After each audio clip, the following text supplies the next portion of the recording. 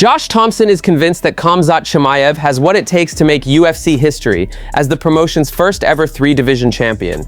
He even floated the possibility of a massive John Jones versus Chimaev superfight somewhere down the road. From Thomson's perspective, when you really look across multiple weight classes, there just aren't many fighters who can realistically pose a serious threat to Chimaev. That list has gotten even shorter now that Magomed Ankalaev is no longer holding the light heavyweight title, removing what many saw as Chimaev's biggest stylistic obstacle. As of now, Chimaev is expected to face Nassourdine Mavov sometime in the spring. On paper, it's a logical matchup, but the situation is far from finalized. There's a major high-stakes bout scheduled for late February between Sean Strickland and Fluffy Hernandez, and a dominant win from either fighter could completely reshape the title picture. The reasoning is simple. Mavov is a dangerous striker, but he isn't widely known for having the kind of wrestling or grappling that can survive 5 rounds against someone like Chimaev. Fluffy Hernandez, however, presents a very different challenge.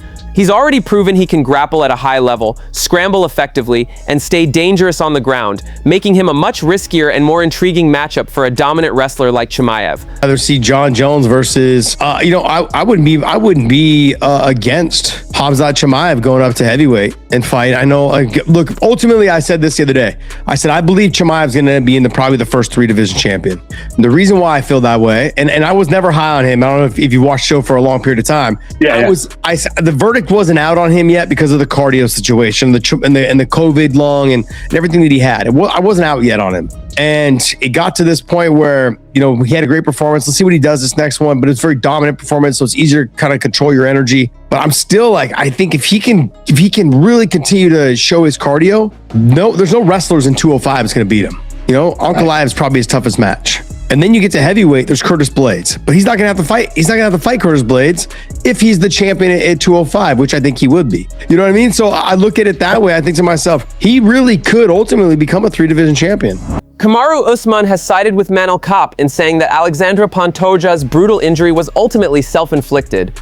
The flyweight division is moving at lightning speed right now. Just over a month after Pantoja lost his title in shocking fashion at UFC 323, suffering an elbow injury just 26 seconds into his fight against Joshua Van, the former champion is already back in the gym. Pantoja has been posting footage of light conditioning and controlled sparring as he pushes through recovery.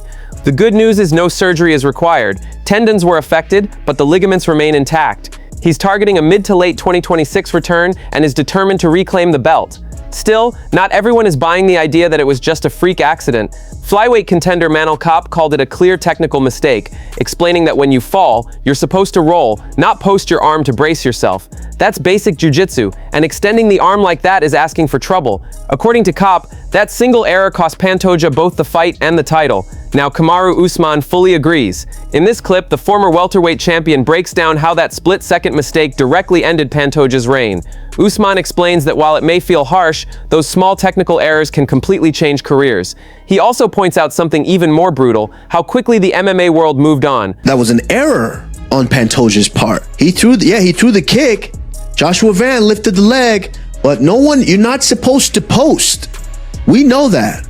We know we don't, when you're falling, you don't post, you roll. Yeah, you roll. And so he did say that. That made me think, yes, you're right. You make an error, that could cost you a fight. And it did cost him that fight. But I will say that, freak accident or not, it did cost him that fight. But I will say this though, Henry, I understand Pantoja's willingness to want to get back immediately. Nah, you want to get back immediately because that identity of champion has become who he is. He's the champion, defending, defending. And Henry, look how fast we moved on from Pantoja. They're just like, oh, Manel Kape, Joshua Van, Tatsuro Taira. No one's even talking about how the champ lost the title. Yeah, but that's how it is, bro. Ilia Topuria has completely lost patience and unloaded in a fiery emotional rant aimed directly at Brian Ortega, while also revealing a private confrontation that fans never knew happened. For years, there appeared to be mutual respect between the two fighters. Both share Spanish-speaking backgrounds and similar cultural ties, and there was never any public tension. That perception was shattered in a recent interview when Topuria went all in, calling Ortega a clown. Topuria revealed that the two actually crossed paths in person, and he confronted Ortega over earlier comments where Brian claimed he didn't even know who Ilia was. What makes this even more interesting is that the two were once close to fighting back when Topuria was still in the featherweight division. The matchup was discussed and felt realistic at the time, but it never materialized. The reaction in Spain has been explosive. Fans were shocked not only by the feud itself, but by how aggressive Topuria's comments were. All of this is happening while the Georgian star is also dealing with a massive lawsuit involving his wife and children.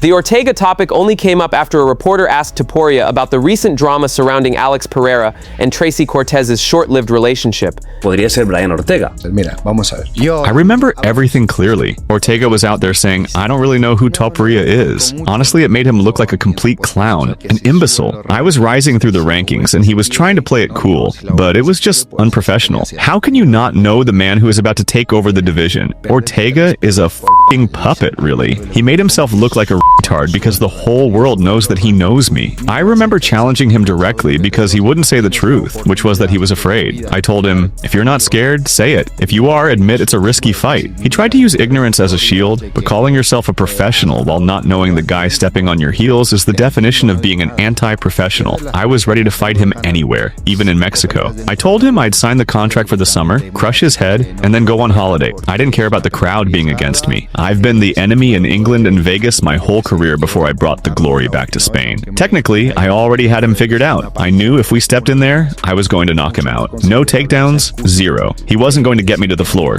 Reinier de Ridder is calling for an immediate rematch with Brendan Allen, insisting their first fight was a fluke and that he would beat Allen any other night of the year. The Dutch submission specialist suffered his first UFC loss in October 2025 at UFC Vancouver when his corner stopped the fight before the 5th round after a sudden and severe energy collapse.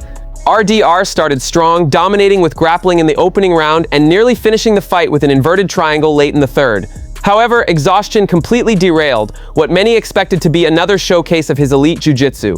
Now healthy and back in full training, de Ridder is focused on one thing, getting that loss back before even thinking about moving up to light heavyweight. In a recent interview on Submission Radio, he explained why the rematch is non-negotiable.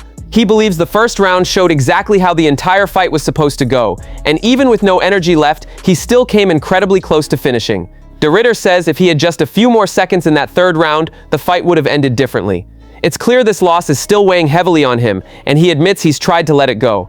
But unfinished business is unfinished business, and he's not moving forward until it's settled. You still want that Brendan Allen, another crack at Brendan Allen? 1000%, brother. Now that you're healthy and feeling good?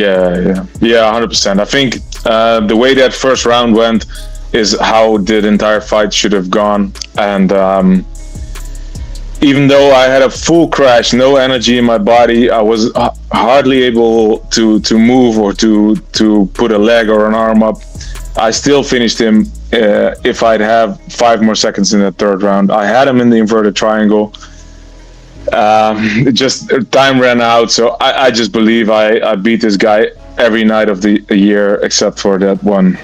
Is that one of the things you want to tick off before you move up? Just get that sorted out before you move up. Yeah, it's on my mind. I try to let go of it. I try to be zen and don't worry too much about it, but I need to get that one back. That's it from MMA Time. Thanks for watching. Don't forget to leave a like and subscribe for daily MMA updates.